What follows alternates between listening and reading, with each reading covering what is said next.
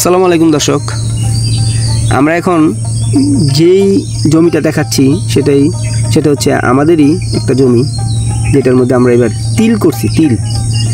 তিলের সাথে আসলে সবাই কতটুকু পরিচিত আমি জানি না, তবে নাড়ু তৈরিতে তিল খুবই গুরুত্বপূর্ণ একটি নারিকেল এবং বিষয়। তিল ছাড়া নাড়ুর মতো লাগে না। নারিকেল আর তিল এই দুইটা সমন্বয়ে যেই নাড়ু তৈরি হয় সেটা খুবই সুস্বাদু খেতে। আর ওই চিন্তা ভাবনা করেই নিজেরা খাওয়ার জন্য, আসলে ব্যবসার জন্য নয়, নিজেরা খাওয়ার জন্য এই 10 কাঠার একটা প্লটে 4 কাঠার মধ্যে তিল করা হয়েছে। গাছগুলা দেখেন, এখনও অনেক দেরি আছে তিল আসতে, মানে ফসল হইতে অনেক সময় লাগবে।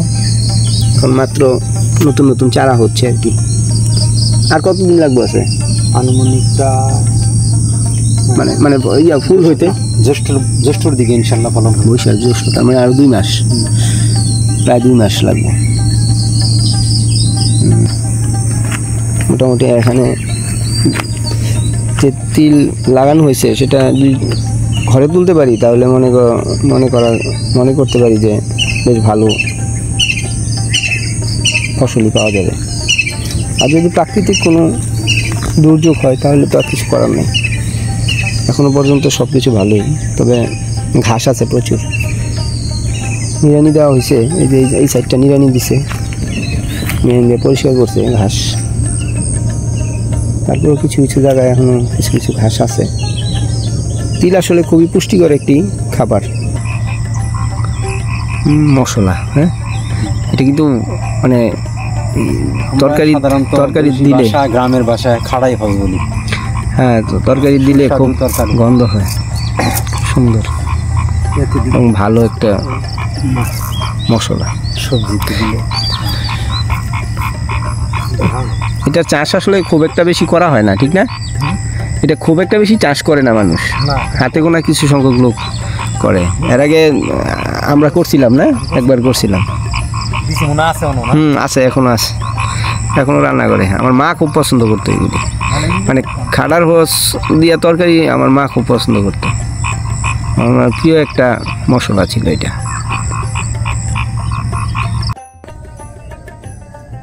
মিষ্টি আলুর চারা, পেঁপের চারা মাত্র লাগানো হয়েছে। বৃষ্টির পানিতে সুন্দরভাবে বেড়ে উঠছে। এটা হচ্ছে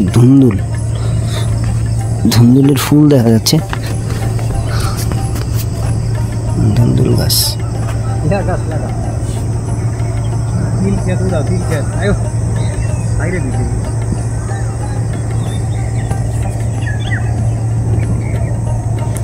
এটা আসলে একটা সমন্বিত কৃষি। এখানে দেখা যাচ্ছে পেঁপে গাছ, তারপরে আলু, এটা মিষ্টি আলু, এছাড়াও দেখা যাচ্ছে ধুন্দুল গাছ। মাচা করে সবগুলো গাছ লাগানো হয়েছে। ধুন্দুলের ফুলটা কত সুন্দর, কচি পাতা, খুব সুন্দর একটা দৃশ্য।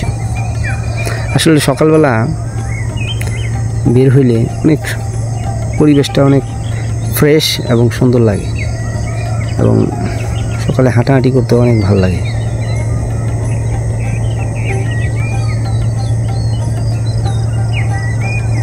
সুন্দর একটা প্লট।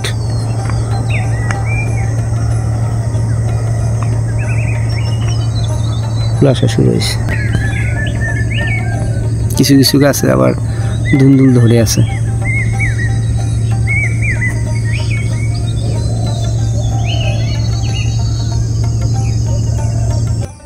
মাচায় ঝুলে আছে ধুন্দুল।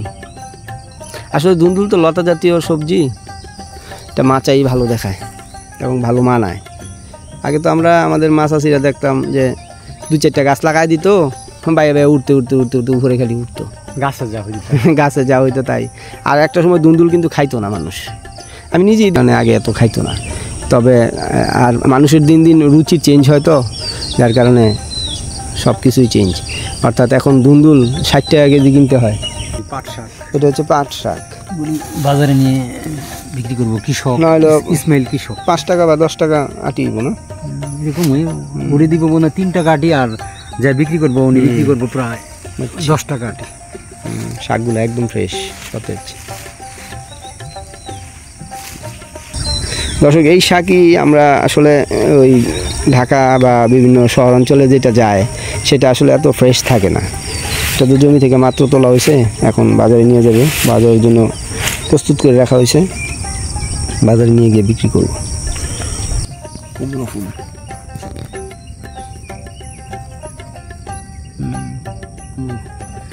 মাছি পরাগায়নের জন্য এই মৌমাছিটা কাজ করে যাচ্ছে। দর্শক, আজ এই পর্যন্তই।